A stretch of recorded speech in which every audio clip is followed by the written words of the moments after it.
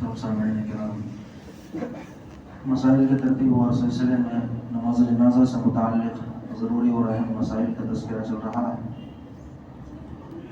اس سے متعلق کچھ اہم مسائل آپ حضرات کے سامنے آ چکے ہیں۔ نماز جنازہ کے صحیح ہونے کے لیے کن شرائط کا پایا جانا ضروری ہے، اس کا جاننا بھی ایک اہم مسئلہ ہے۔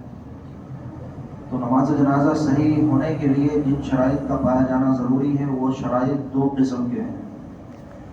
ایک تو وہ شرائط ہیں جن کا نماز جنازہ پڑھنے والے آدمی میں پایا جانا ضروری ہے، کہ جو آدمی نماز جنازہ پڑھ رہا ہے اور کسی دوسرے کی نماز جنازہ ادا کر رہا ہے، اس کے اندر اس شرائط کا پایا جانا ضروری ہے، جسے شرائط نماز جنازہ کہا جا سکتا ہے۔ یہ بالکل آسان ہے۔ عام نمازوں کے لیے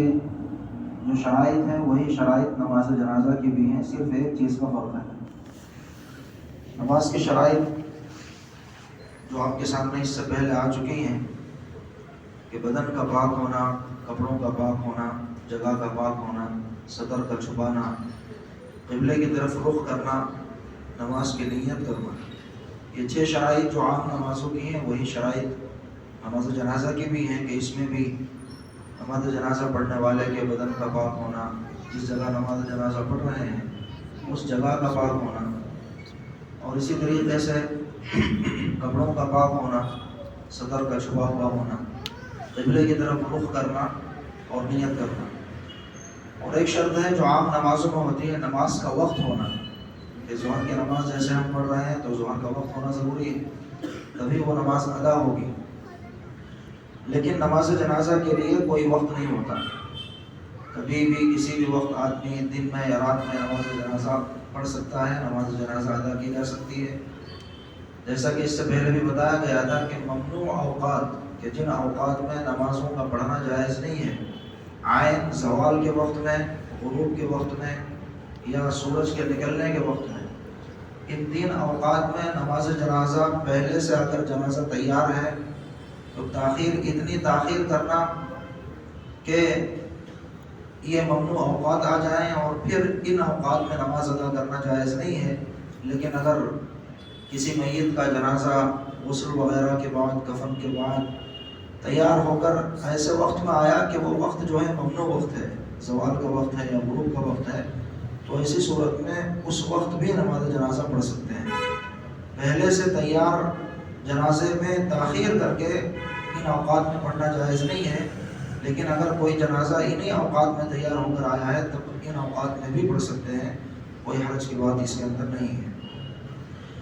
اسی طریقے سے کچھ شرائط وہ ہیں کہ جن کا میت کے اندر ہونا ضروری ہے، جس کی نماز جنازہ پڑھی جا رہی ہے، اس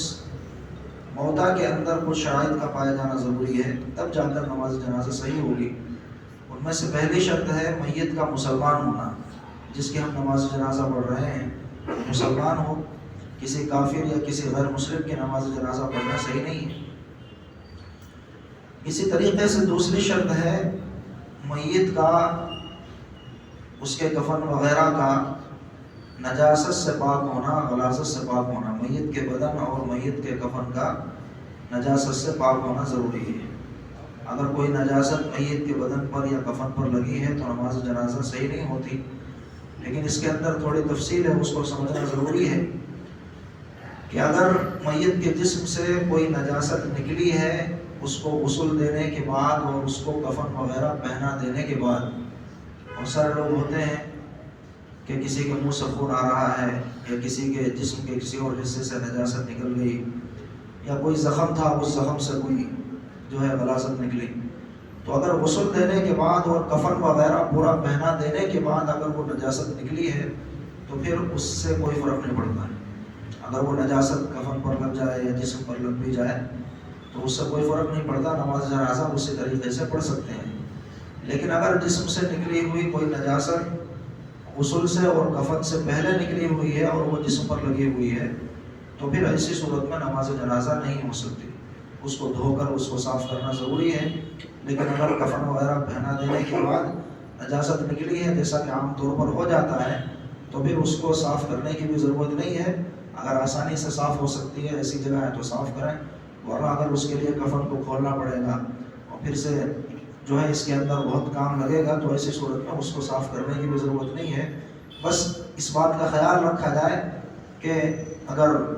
مسجد وغیرہ کے اندر نماز جنازہ ہو رہی ہے تو مسجد اس کے اندر ملوث نہ ہو، مسجد میں وہ نہ گرے۔ مسجد کے اندر نماز جنازہ پڑھ سکتے ہیں یا نہیں پڑھ سکتے، کہاں پر پڑھنا چاہیے یہ الگ مسئلہ ہے، اس کو انشاءاللہ پھر تفصیل سے بیان کریں گے۔ تو دوسری شرط ہے کہ میت کے بدن پر یا کفن پر نجاست لگی ہوئی نہ ہو، لیکن اگر غسل اور کفن پہنانے کے بعد کوئی نجاست نکل جائے تو اس سے کوئی فرق کی بات نہیں ہے، اس میں کوئی حرج کی بات نہیں ہے۔ کچھ اور شرائط بھی ہیں جن کا میت میں پایا جانا ضروری ہے، وہ انشاءاللہ کل بیان کیے جائیں گے۔ دعا ہے کہ اللہ ہمیں مسائل کے مطابق عمل کی توفیق عطا فرمائے۔